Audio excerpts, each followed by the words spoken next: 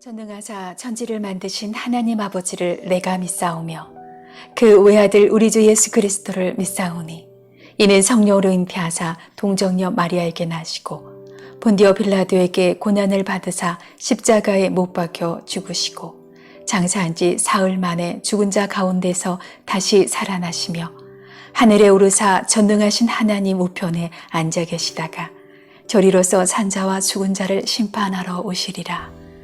성령을 믿사오며 거룩한 공예와 성도가 서로 교통하는 것과 죄를 사하여 주시는 것과 몸이 다시 사는 것과 영원히 사는 것을 믿사옵나이다. 아멘.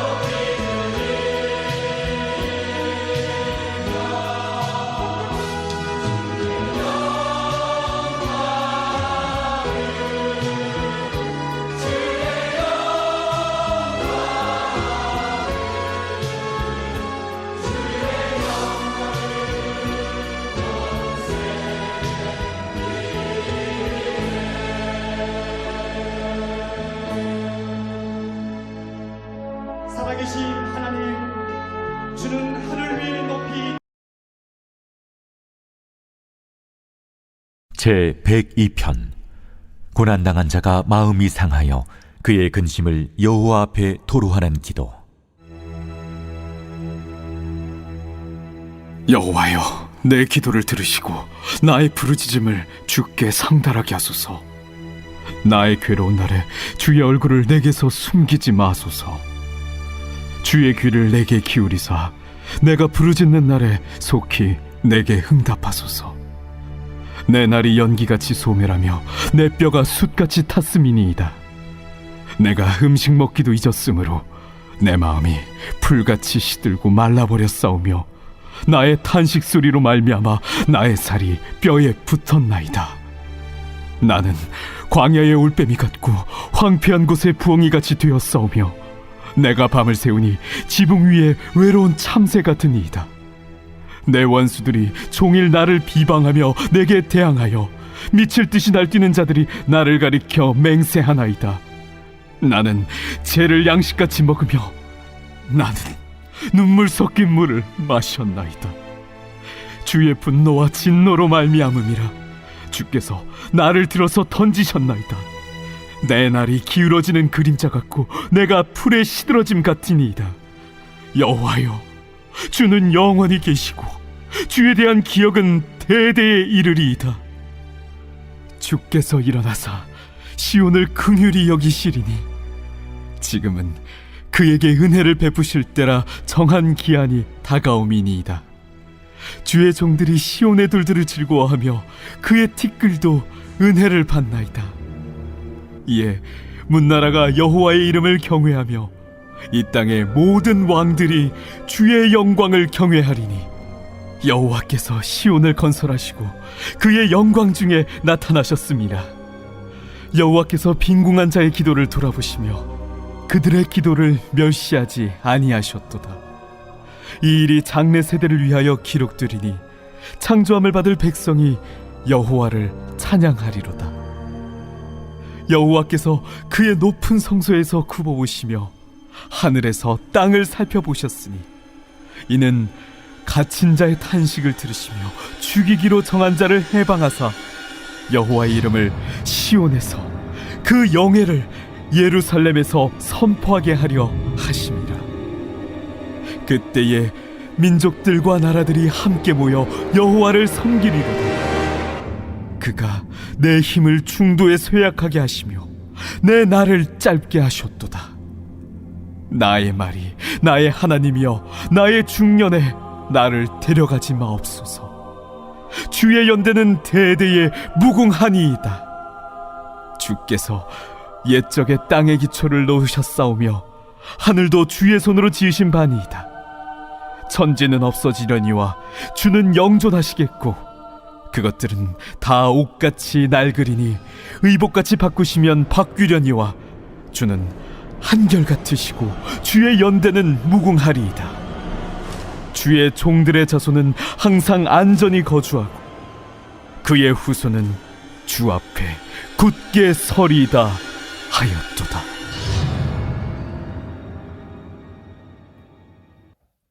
시편 102편 어제에 이어서 계속해서 살펴보도록 하겠습니다. 자, 18절에서 22절은 하나님에 대한 찬양입니다. 자, 18절 보시겠는데요. 이 일이 장래 세대를 위하여 기록되리니 창조함을 받을 백성이 여호와를 찬양하리로다. 자, 이 일은 앞서 시인이 고백한 하나님을 향한 신뢰의 고백으로서 자, 이 일은 우리가 어제 살펴본 하나님의 회복의 역사입니다. 그래서 16절에 여호와께서 시온을 건설하시고 그의 영광 중에 나타나셨습니다. 여호와께서 빈궁한 자의 기도를 돌아보시며 그의 기도를 멸시하지 아니하셨도다. 하나님께서 빈궁한 자의 기도를 돌아보시고 그 기도를 멸시하지 아니하심으로 무너졌던 시온을 건설하시고 회복하심으로 하나님의 영광이 드러나는 것, 하나님의 이름이 온 민족들 가운데 널리 퍼지는 것, 바로 이것이 18절에서 말하고 있는 이 일입니다. 하나님의 회복이고 하나님의 구원이죠. 하나님이 우리에게 베풀어 주신 그 회복과 구원의 역사를 기록한다, 찬양한다. 하나님의 구원을 우리가 찬양해야 하는 것이고, 하나님이 내게 베푸신 구원을 우리는 기록하다, 그래서 기억하는 것이고, 또 기록하는 것은 그 하나님을 간증하는 것이죠. 전하는 것이죠. 그래서 기록하고 기억하고 간증하고 전하고 찬양함으로써 다음 세대들이 하나님의 구원을 알게 되는 것이고, 창조함 받은 또 다른 하나님의 백성들이 우리의 간증을 통해서, 우리의 고백을 통해서 하나님의 구원을 함께 찬양할 수 있습니다. 자, 계속해서 19절에서 22절은 이제 앞서 시인이 고백했던 하나님을 향한 신뢰를 이제 다시 한번 반복하고 있습니다. 자, 20절, 여호와께서 그의 높은 성소에서 굽어보시며 하늘에서 땅을 살펴보셨으니 이는 갇힌 자의 탄식을 들으시며 죽이기로 작정한 자를 해방하사 여호와의 이름을 시온에 그 명예를 예루살렘에서 선포하게 하려 하심이라.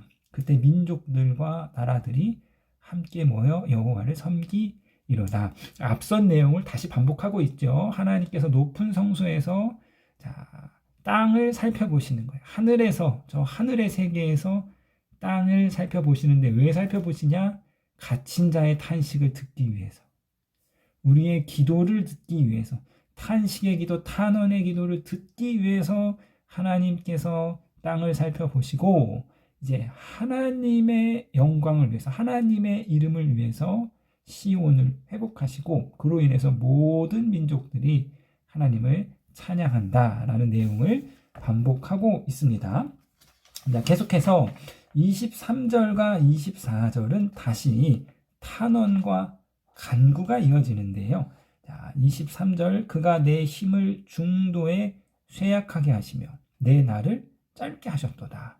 24절, 나의 말이 나의 하나님이여 나의 중년의 날을 데려가지 마옵소서. 주의 연대는 대대에 무궁하니이다. 자, 이 시편이 탄원과 기도로 시작되었습니다.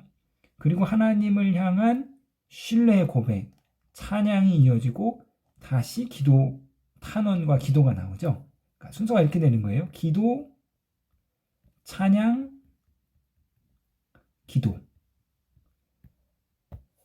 우리가 하나님께 기도하고 또 찬양하고 다시 기도하고, 그것이 우리가 이제 기도를 이어가는 우리의 모습이죠. 기도하고 하나님 찬양하고 또 기도하고, 이것이 이제 시인이 우리 가운데 보여주고 있는 기도의 한 모습입니다. 자, 23절에서는 시인이 이렇게 말하는 거예요. 그가, 23절의 그는 하나님을 말하는 거죠. 하나님이 자신의 힘을 쇠약하게 하셨다. 하나님이 내 수명을 짧게 하셨다라고 탄원하고 있는데, 이 시인의 고백에서 무엇을 우리가 알 수 있냐면, 이 시인은 생사화복을 주관하시는 분이 하나님이시라는 고백을 담고 있는 것이죠.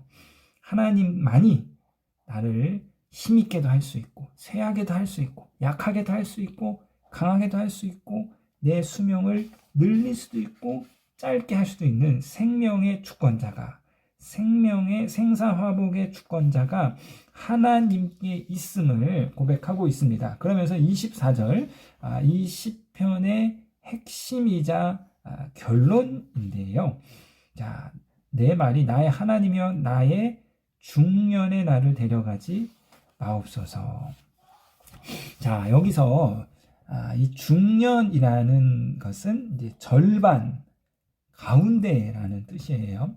자, 그러니까 내가 아직 절반밖에 못 살았는데 하나님께서 나를 데려간다 하시니까 좀 건강이 안 좋은 걸 수도 있고, 어떤 급박한 상황에 놓여, 죽음을 맞이한 상황에 놓여 있는데 아직 내 나이가 반밖에 못 사는 거예요. 뭐 요즘으로 따지면 뭐 50대 초반 정도, 그 중년의 나이에 있는 것이죠. 그러니까 하나님, 중년의 나이에 나를 데려가지 마옵소서. 자, 이 구약 성경에서는요, 구약의 세계관에서는 사실 내세에 대한 관념이 거의 없습니다. 죽어서 천국을 간다든지 이런 개념이 구약에는 거의 없기 때문에 구약에서 말하는 복이란 상당히 그 현세적이에요. 그래서 이 땅에서 잘 사는 것, 장수하는 것, 풍요를 누리는 것, 이것이 구약에서 말하는 복이란 말이에요. 그렇기 때문에 구약의 세계관에서 자기 수명을 다하지 못하고 맞이하는 죽음은 하나님의 엄격한 처벌로 여겨졌습니다. 그래서 시인은 자신에게 임박한 죽음의 기운을 감지하고 하나님께 자신의 때이른 사망을 막아달라 간구하면서 이어서 주의 연대는 대대에 무궁하나이다 라고 진술하고 있는데요. 자, 나의 중년에서 이것을 조금 더 원어에 가깝게 표현하면 내 날들의 중간, 이런 표현입니다. 내 날들의 중간. 여기서는 날, 데이가 쓰였어요. 그런데 하나님 주의 연대다. 여기서는 해가 쓰였습니다. 그러니까 인간의 수명의 단위는 날이고 하나님의 단위는 해로 비유하고 있는 것이죠. 인간은 짧은 날들을 살아가지만 하나님은 무궁한 해와 같이 영원한 세대를 살아간다. 그래서 시인은 하나님의 그 영원 무궁한 시간 가운데 자신이 참여하기를 원하고 있습니다. 자, 이제 마지막으로 25절에서 28절은 하나님을 찬양하고 있는데요. 이 단락에서는 이제 앞에 그 말에 이어서 24절에 이어서 하나님의 영원성을, 하나님 영원하신 분입니다. 하나님의 무궁하심을 찬양하고 있어요. 25절에 주께서 옛적에 땅에 기초를 놓으셨으며 하늘도 주의 손으로 지으신 바나이다. 옛적에 태초에 하나님이 천지를 창조하셨어요. 땅과 하늘을 창조하셨다. 그러니까 이 피조물 창조세계 전체를 다 창조하셨다는 거죠. 26절 천지는 없어지려니와 주는 영전하기시겠고 그것들은 다 옷같이 낡으리니 의복같이 바꾸시려면 바꾸려니와. 아니 하나님 만드신 창조세계는 없어지고 변하고 옷이 낡듯이 낡은 옷을 갈아입듯이 변하는 거예요. 지구의 나이가 뭐 45억 년 뭐 이렇게 보고 있는데 그 사이에 뭐 비가기도 있었고 뭐 무슨 성캄브리아 시대도 있어요. 공룡 시대도 있어요. 그러니까 이 지구라는 것이 이 하나님 만든 창조 세계가 엄청나게 급변한 긴 시간을 우리 나이를 살아가는 거 70년 80년을 살아가는 이 인류가 볼 때는 지구가 변하지 않는 것, 급변하게 변하지 않는 것 같지만 영원의 시간 뭐 억년의 단위로 볼 때는 지구가 급변하게 창조 세계가 변하고 있는 것이죠.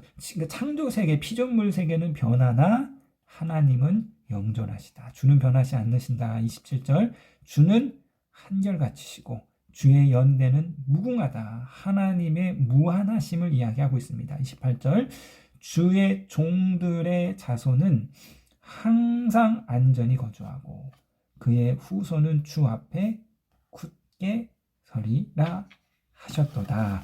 자, 이건 거죠, 여러분. 인간은 유한합니다. 인간의 날수는 제한적이에요. 그러나 하나님은 영원하신 거죠. 그렇기 때문에 유한한 인간이 하나님께 속할 때, 하나님께 포함될 때, 하나님을 붙잡을 때 일시적이고 덧없는 삶을 살아가는 인간이 하나님을 통해서 하나님이 주시는 안정과 영속을 얻을 수 있습니다. 유한한 인간이 안개와 같이 풀같이 사라지는 인간이 어떻게 그 유한함과 무상함을 극복할 수 있느냐? 영원하신 하나님을 붙잡는 거예요. 자, 그래서요, 시인은 무한하고 영원하신 하나님께서 부디 자신을 낮추셔서 이 땅에 현재의 순간으로 들어오셔서 자신을 구원해 달라고 간구합니다. 이처럼 기도는 하나님의 개입을 간구하고 기다리는 것이에요. 기도는요, 무한하신 영원하신 하나님께서 유한한 땅의 세상 속으로 들어와 달라는 간청입니다.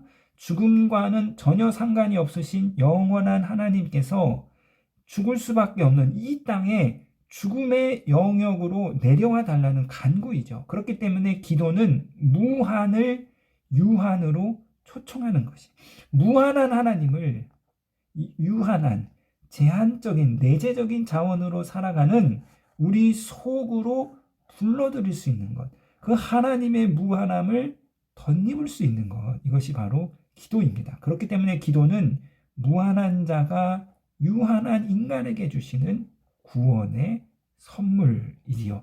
자, 이 새벽에 영원하시고 무한하시고 영존하시는 유일무이하신 그 하나님의 영원함을 붙잡으시는 저와 여러분이 되시기를 주님의 이름으로 부탁드리겠습니다.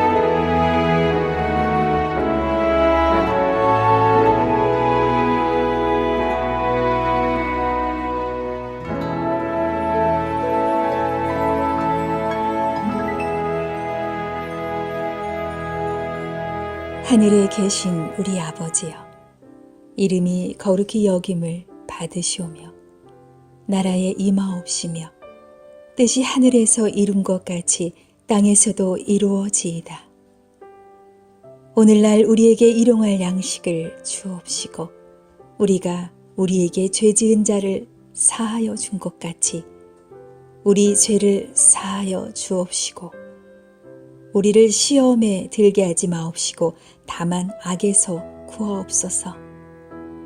대개 나라와 권세와 영광이 아버지께 영원히 있사옵나이다. 아멘.